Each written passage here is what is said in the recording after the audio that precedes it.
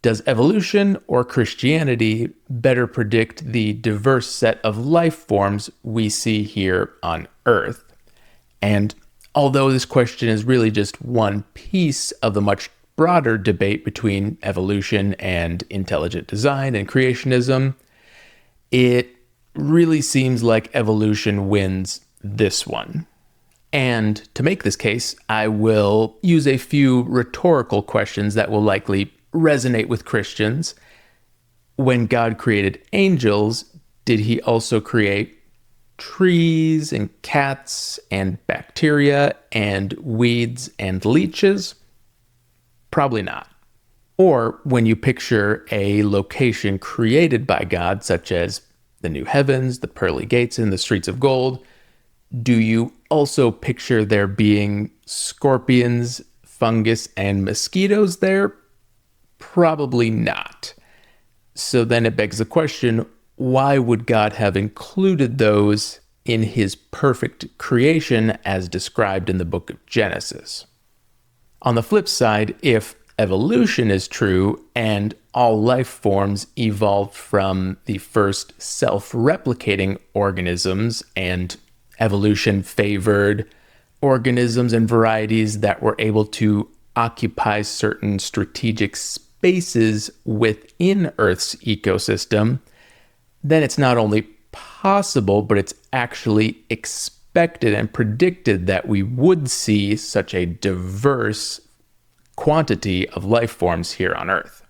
And we would expect some of those life forms to be beautiful, some of them to be quite peculiar and odd, and we'd expect some of them to be flat out repulsive and disgusting. And that's what we do see in reality.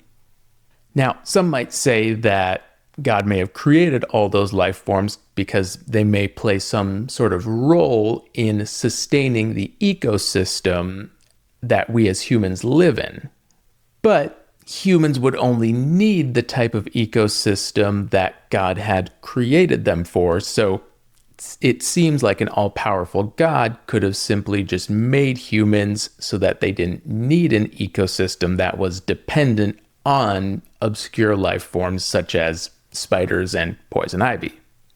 Some Christians may say he did so that we could marvel at his great abilities as a designer and a creator. And it's not impossible, but it does still seem odd, and it really seems like an all-powerful God would be enough to marvel at in and of itself. Also, it seems like he could have accomplished this without creating such an absurdly wide array of life forms, many of which we may never even discover. Now, I will say that there are many Christians and people of other faiths who simply believe that God used evolution to create humans and or other life forms. And this subject alone by no means answers the question of God's existence, but the subject is an important one to work through because of its implications on whether we interpret the Bible as literal or whether we see it as inerrant and perfect. Beyond that, understanding the origin of life significantly impacts our understanding of what compels human behavior, and that has a huge impact on things such as the laws we create as a society, how we treat each other, how we communicate, and even things such as how therapists offer advice to their clients. Of course, what I've discussed today is by no means a holistic look at this topic, but my goal, as always, is to provide enough to encourage you to research and think through these types of topics for yourself.